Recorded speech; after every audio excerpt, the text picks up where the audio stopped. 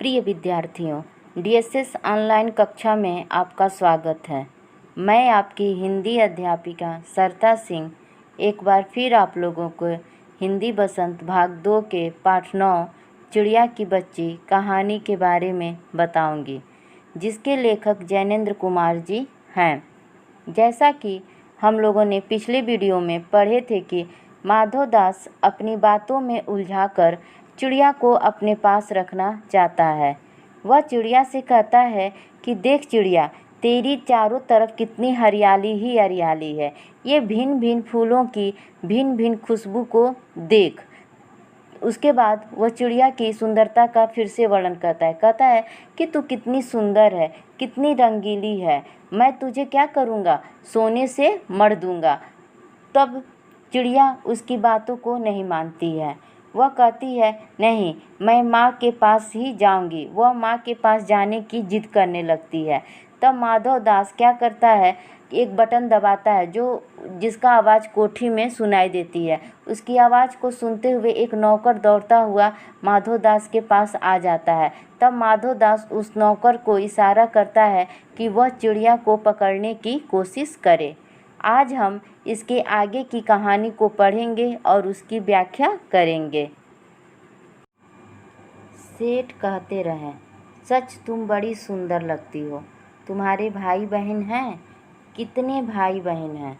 जब सेठ नौकर को बुलाता है और नौकर को इशारा करता है कि वो चिड़िया को जाकर पकड़ने की कोशिश करे, तब माधव दास क्या करता है, चिड़िया को अपनी बातों में फिर से उलझाता है और उसे उलझाए रखता है और कहता है कि सच में तुम बहुत ही सुंदर हो। हे चिड़िया, तुम्हारे भाई बहन हैं? अगर हैं तो तुम्हारे भाई बहन कितने हैं? तुम कितनी भाई बहन हो?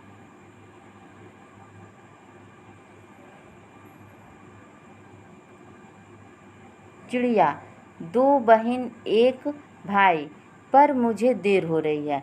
तब चिड़िया कहती है कि हाँ, हम 2 बहनें और 1 भाई हैं। फिर उसके बाद कहती है कि हे सेठ, मुझे देर हो रही है, मुझे जाने दो। हाँ हाँ जाना, अभी तो उजेला है। 2 बहन 1 भाई हैं, बड़ी अच्छी बात है। जब चिड़िया कहती है कि सेठ मुझे देर हो रहा है, मुझे माँ के पास जाना है, तो तब माधव दास कहता है, हाँ हाँ चली जाना, अभी तो बहुत उजाला है, अभी अंधेरा कहाँ हुआ है। 2 बहन 1 भाई हो, बहुत ही अच्छी बात है, बड़ी अच्छी बात है।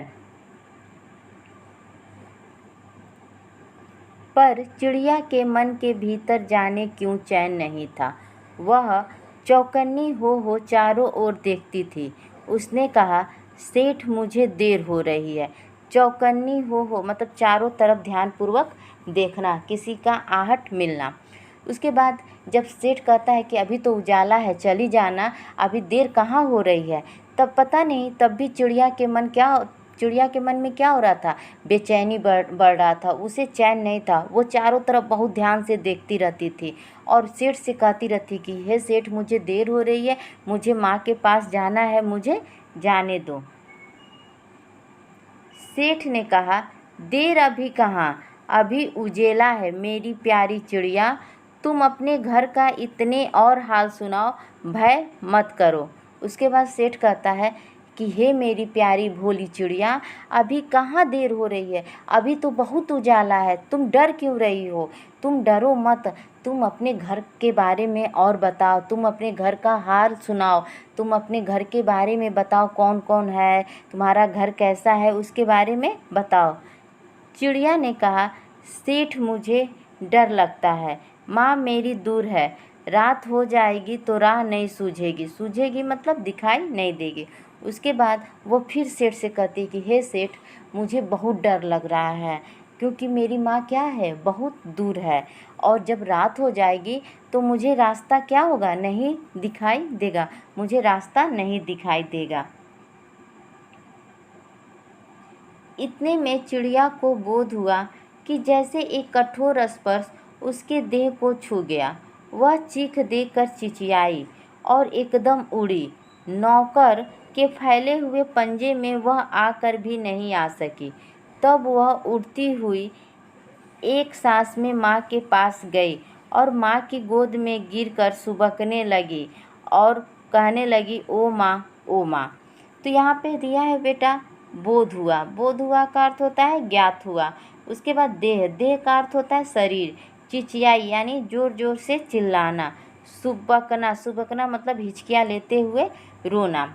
तो जब माधोदास उसको अपनी बातों में उलझाता है तो चिड़िया भी कहती है कि नहीं, मुझे डर लग रहा है, मुझे जाने दो, क्योंकि रात हो जाएगी तो मुझे रास्ता नहीं दिखाई देगा, मैं रास्ता भूल जाऊंगी। तभी अचानक चिड़िया को ज्ञात होता है कि कोई कठोर चीज़ उसके शरीर को छू रहा है और वह अचानक से चिल्लाई और क्या कही, वहाँ ज़ोर से चिल्लाते हुए वो वहाँ से उड़ गई। और वो क्योंकि नौकर उसके शरीर उसको पकड़ना चाहता था, उसके शरीर को पकड़ना चाहता था, तो वो नौकर के पंजे में आ तो गई थी, लेकिन इतना तेज़ चिल्लाई कि उसके पंजे से निकलकर वो बाहर निकल गई और उड़ते हुए एक ही सांस में अपनी माँ के गोद में जा गिरी और वहाँ हिचकियाँ लेते हुए रोने लगी और कहने लगी, ओ माँ, ओ माँ।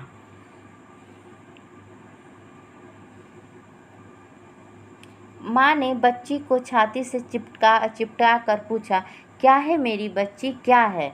पर बच्ची काँप काँप कर माँ की छाती से और चिपक गई। बोली कुछ नहीं, बस सुबकती रही, ओ माँ, ओ माँ।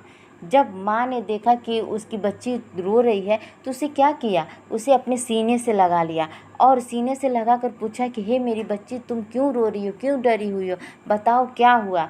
लेकिन बच्ची क्या हो गई, सिर्फ काँप काँप कर रोती रही और माँ के सीने से चिपक गई, कुछ भी बोल नहीं पाई, क्योंकि वो क्या थी, बहुत डरी हुई थी। सिर्फ हिचकियाँ लेते हुए रोती रह गई और एक ही चीज़ कहती रहती रह गई, ओ माँ, ओ माँ।